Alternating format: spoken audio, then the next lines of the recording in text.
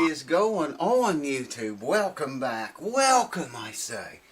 Today, back on the D15 Martin here again.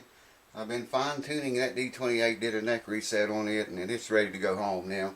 And we're going to work on getting this one ready to go now. Now, and I've got plenty of others going on over here too. I'll rotate them. Alright, I've got videos of leveling, radiusing, crowning, polishing through all the sandpaper bits. A lot of videos of that stuff. I think every time, if I remember right, every one of those videos were like all in one video, or maybe two. But this one I did a little bit different. I did the first series, or well, the one before this one, of just leveling, putting the radius back in, and crowning. This video is on polishing the frets. I'm going to get the camera. I'm going to get you. I'm going to get you, baby. Bring you over here and show you the frets right now. And then at the end of this video, I'll show them to you again, and we can maybe do a side-by-side thing. If I can maybe just take a picture of them the way they are now. And then a picture after they're done, put those side-by-side up, and you can look at them. Anyways, I'll get you and bring you over here and explain how we're going to start this thing off. Let's do it! Let's do it! Now this is not a macro lens, it's a wide lens actually. And you might still be able to see that little thin blue line across the top of every fret. I explained that in the last video. That's just to assure us we have kept our levelness. Every fret completely in uniform with the one before it and the one after it. Now here's what's going on. Got several grits of sandpaper. I got to cut more. This is not enough, but this will get us started. I'm going to start with 800 grit. Okay, I'm going to polish this fret right here, and then this one, and then this one. It's going to go all the way down the fretboard with 800 grit. Then I'm going to take a break, probably. This is 1000 grit. I'm going to start with this fret, and then this one, and then this one. We're going to go all the way down the fretboard with 1000 grit. I'm going to have to definitely cut some more of this in a hurry. So we got 800 grit, 1000 grit, 1200 grit, 1500 grit, and 2000 grit. And I got some higher than that, but I probably will go with this half-inch semi-chrome polish after the 2000 grit. We'll see what it looks like. We want a mirror image on these things. And I'll be using these little fretboard protectors because I used to mummify the fretboard and tape it all up and down and everywhere. That's just a big gooey mess, man.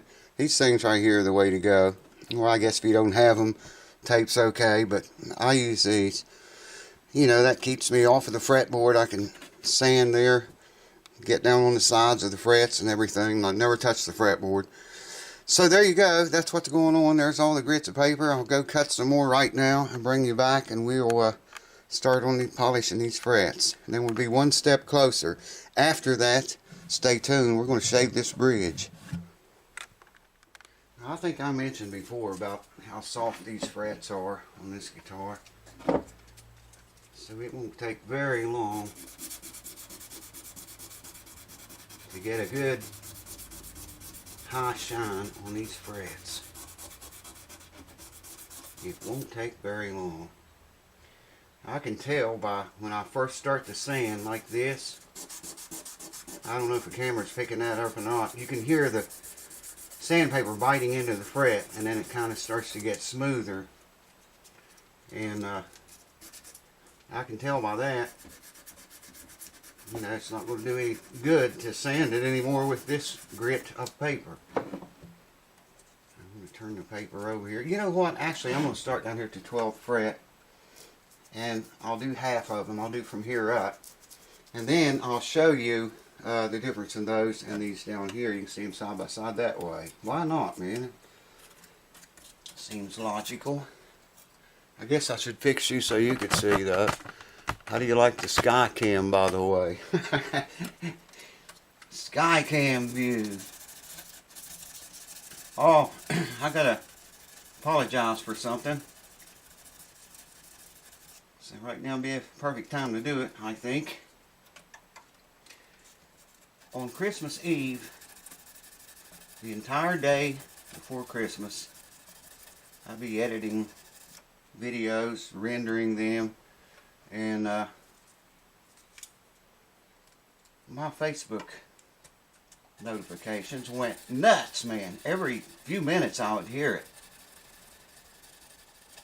And I want to say it's safe to say that I got probably almost 1,000 private messages from Christmas Eve, Christmas Day, and the day after Christmas. People mostly just saying Merry Christmas and wishing you a good one, and the usual ones. How do I fix this on my guitar? How do I fix that? Is there any way to make this or that happen? Just all kinds of questions. That's normal. I get those every day. But my God, man, nearly 1,000 PMs in 2 days, 3 days. And I'd like to thank you guys for that, but I'm sorry.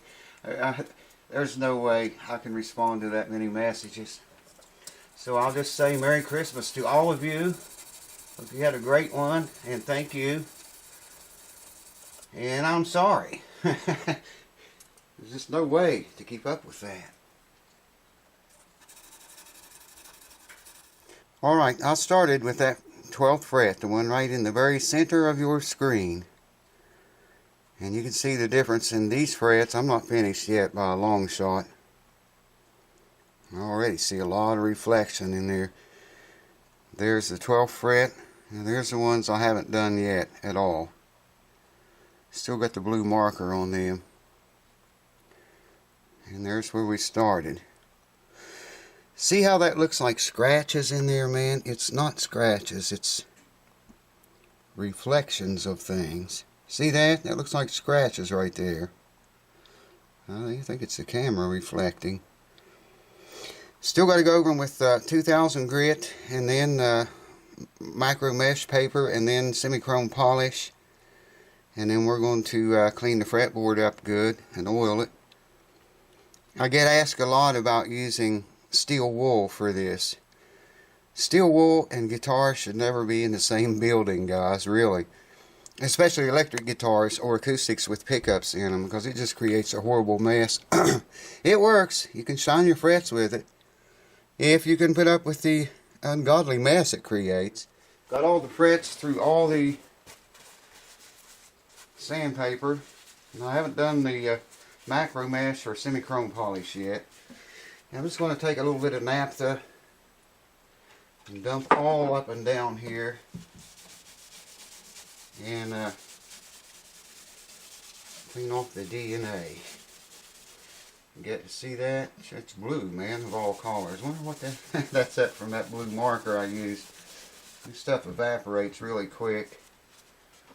But, you know, I don't want to soak the guitar in it. Actually, I did jump ahead of myself a little bit there. I want to do the semi-chrome polish first. And then we will do linseed oil for Earl. Mirror image. They're you know, frets like that are so comfortable to play on, man. I mean, they're reflecting big time. Look at that. Move the camera. I can see everything reflecting. Yes, sir. I can't get up close enough because, yeah, that's as close as we'll get.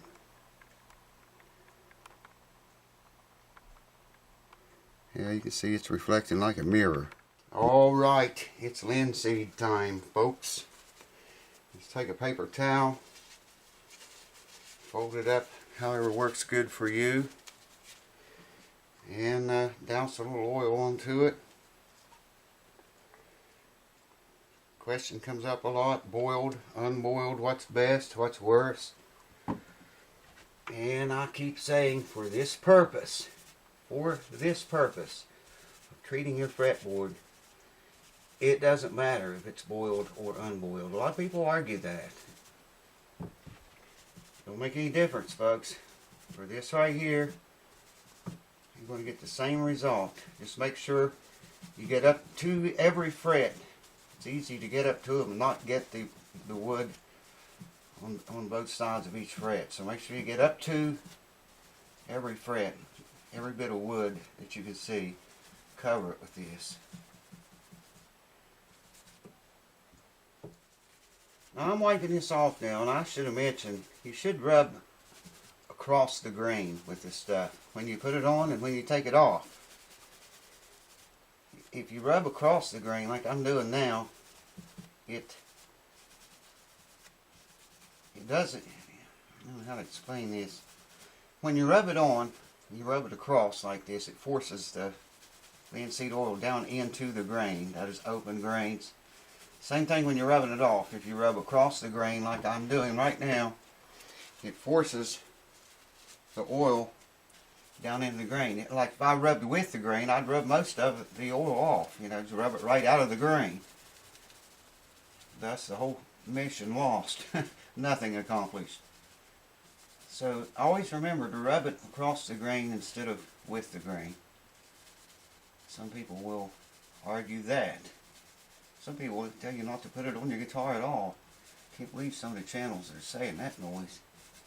You can go to Martin's very own YouTube channel.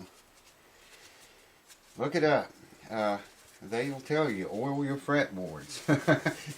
Do oil them. They tell you what to use, or you know, what you should or shouldn't use, I think. Anyway, the guy goes in pretty good detail about it.